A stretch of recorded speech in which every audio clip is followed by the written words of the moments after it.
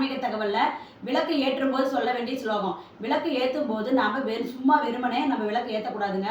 ஏதாவது ஒரு ஸ்லோகம் சொல்லி தான் விளக்கு ஏற்றணும். எப்படின்னா, விளக்கே திருவிளக்கே வேதவன் பிறப்பே ஜோதிமணி விளக்கே சீதேவி பொன்மணியே அந்திமணி விளக்கே அலங்காரனாகிய காந்திமணி விளக்கே காமாட்சி தாயாரை பசுமுன் விளக்கு வைத்து பஞ்சுத்திரி போட்டு குளம்போல் விட்டு குழம்பு ஏற்றி வைத்தேன். வைத்தேன் திருவிளக்கேந்தன் குடிதான் விளங்க வைத்தேன் திருவிளக்கேந்தன் மாளிகிந்தன் விளங்க மாளிகையில் ஜோதியுள்ள மாதாவை கண்டு மகிழ்ந்தேன் ஞான். மாங்கல்யே பிச்சை மணிப்பிச்சை தாருமம்மா சந்தான பிச்சையுடன் தனங்களும் தாருமம்மா வெட்டி நிறைய பூசணங்கள் தாருமம்மா வட்டி நிறைய பால் பசுவை தாருமம்மா புகழுண்மை தாருமம்மா பக்கத்தில் நில்லுமம்மா அல்லும் பகலும் என் அண்டையிலே நில்லுமம்மா அப்படிங்கிற ஸ்லோகத்தை சொல்லி நம்ம விளக்கு ஏற்றிட்டு வந்தோம்னா நம்ம வீட்டில் நடக்கக்கூடிய நன்மைகள் ஏராளமாக நடக்குங்க.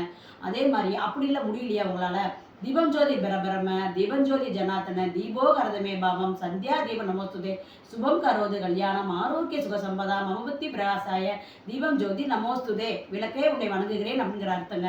இது நம்ம விளக்க நமஸ்கரிக்கிற மாதிரி அர்த்தம். அந்த விளக்க நமஸ்கரித்து தான் நம்ம விளக்கை ஏற்றணும். அதன் மாதிரி இல்லை இந்த வரியும் உங்களால் சொல்ல முடியலையா, ஒரே ஒரு வரியில ஓம் ஒளிர்வளர் விளக்கே போற்றி ஓம் ஒளிர்வளர் விளக்கே போற்றி ஓம் ஒளிர்வளர் விளக்கே போற்றிங்கிறதான் சொல்லி நீங்கள் விளக்கு ஏற்றணுமோ ஒழிஞ்சு சும்மா வெறுமனே நம்ம விளக்கு ஏற்றக்கூடாதுங்க.